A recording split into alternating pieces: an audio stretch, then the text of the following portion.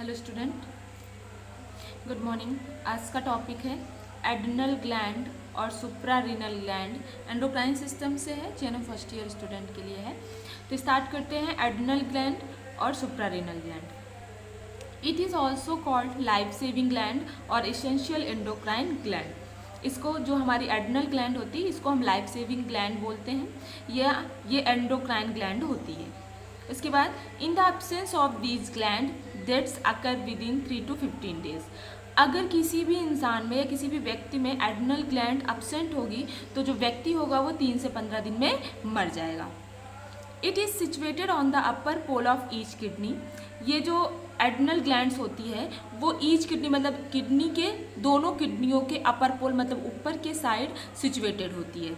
They are about 4 centimetre long, ये 4 centimetre लंबी होती है, एंड 3 सेंटीमीटर थिक, ये 3 सेंटीमीटर मोटी होती है, एंड वेट इज़ अबाउट 4 ग्राम। जो एड्रिनल ग्लैंड होती है उसका वेट जो होता है वो 4 ग्राम होता है। It is made up by two structurally, functionally and developmentally distinct parts called adrenal medulla and adrenal cortex।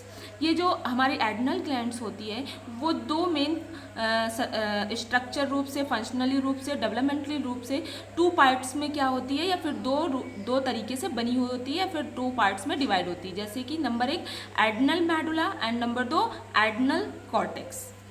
तो number 1 adrenal cortex. Adrenal cortex has 3 different layers. जो हमारा एड्रिनल कॉर्टेक्स होता है उसमें 3 डिफरेंट टाइप्स की लेयर्स पाई जाती हैं। Number 1 zona glomerulosa, number 2 zona fasciculata, number 3 zona reticularis. तो जोना ग्लैमुलसा होता है वो आउटर मोस्ट लेयर होती है। आउटर मोस्ट मतलब बाहर की लेयर होती है। सिक्रीट मिनरलोकॉर्टिकॉइड, जो आउटर मोस्ट लेयर होती है वो क्या करती है, मिनरलोकॉर्टिकॉइड को क्या करती है, सिक्रीट करती है, मतलब सिक्रीशन करती है उसका या फिर निकालती है। इट अफेक्ट मिनरल होम्योस्टैटिस, और जो हमारा मिनरल होम्योस्टैटिस पे उस पर क्या करती है, प्रभावित करती है उसको, या फिर उसको प्रभावित करती है। मिनरल होम्योस्टैटिस को क्या करती है, प्रभावित करती है।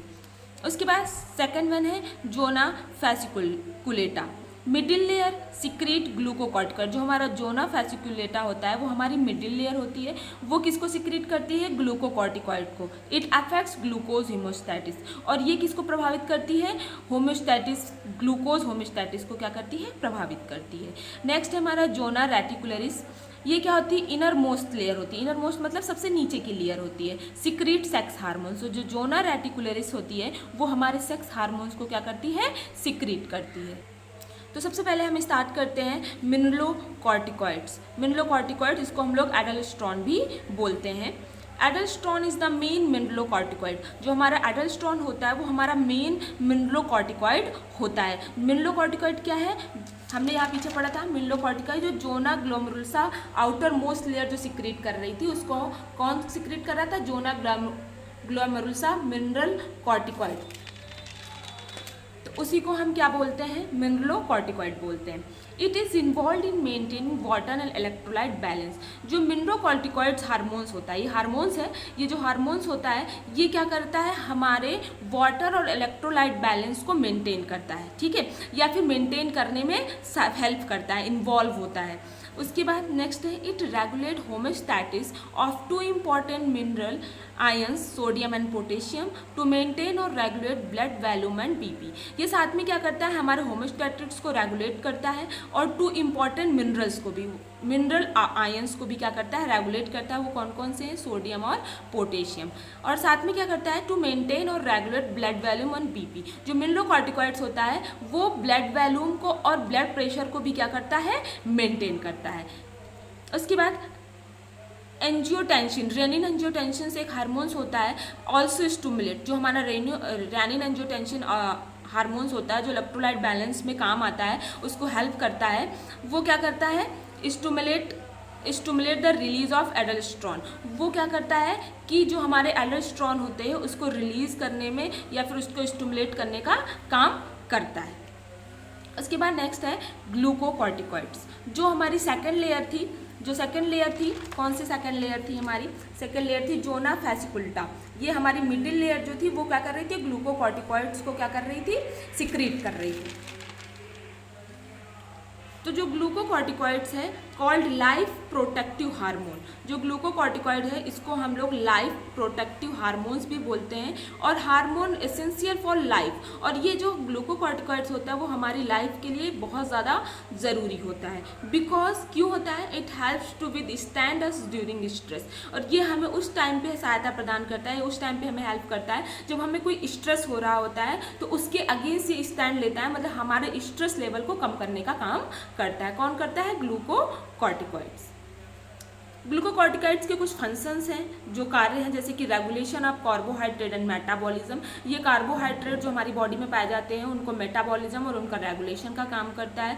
मिनरल मेटाबॉलिज्म, जो हमारी बॉडी में मिनरल्स पाए जाते हैं उनको भी मेटाबॉलिज्म का काम करता है, ज़्यादा और कम और ज़्यादा होने पे इसको रेगुलेट करने में और स्थिर करने में काम करता है। एंटी इन्फ्लामेटरी एक्शन करता है, मतलब कोई भी इन्फेक्शन से प्रिवेंट करने का काम करता है। इन्फ्लामेशन अगर कहीं पे हो गया तो वहाँ पे एंटी इन्फ्लामेटरी एक्शन प्रोवाइड करेगा, ताकि जो भी पेशेंट है उसको इन्फेक्शन से बचाया जा सके।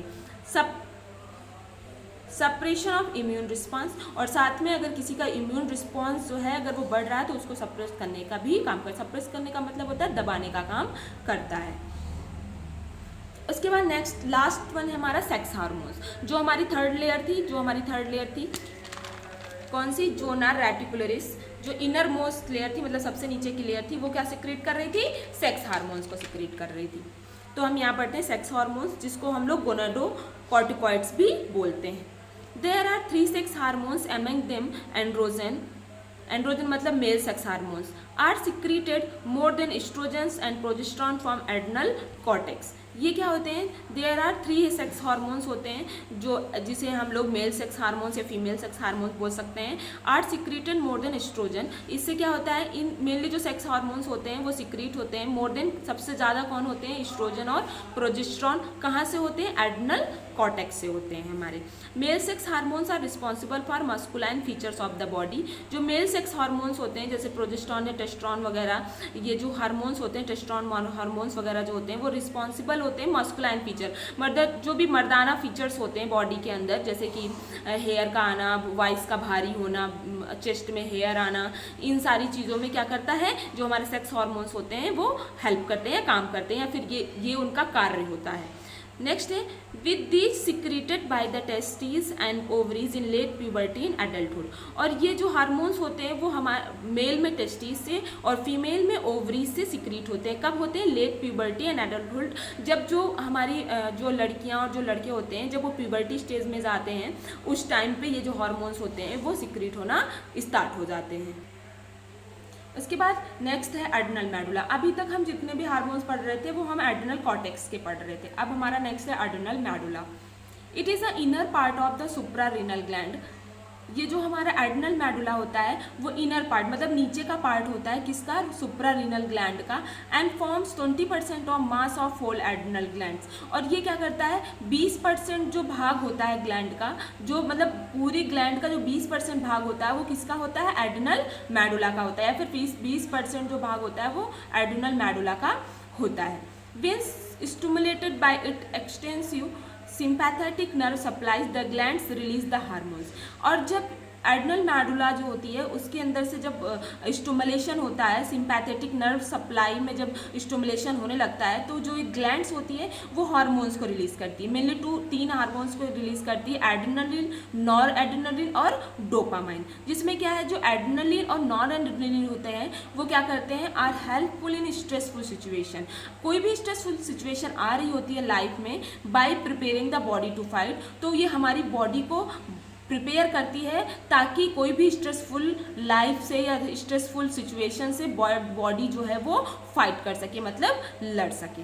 तो बच्चों था ये आज का टॉपिक एड्रिनल ग्लैंड्स। आपको इससे रिलेटेड कोई भी डाउट है तो आप हमसे क्लियर कर सकते हैं। Thank you so much.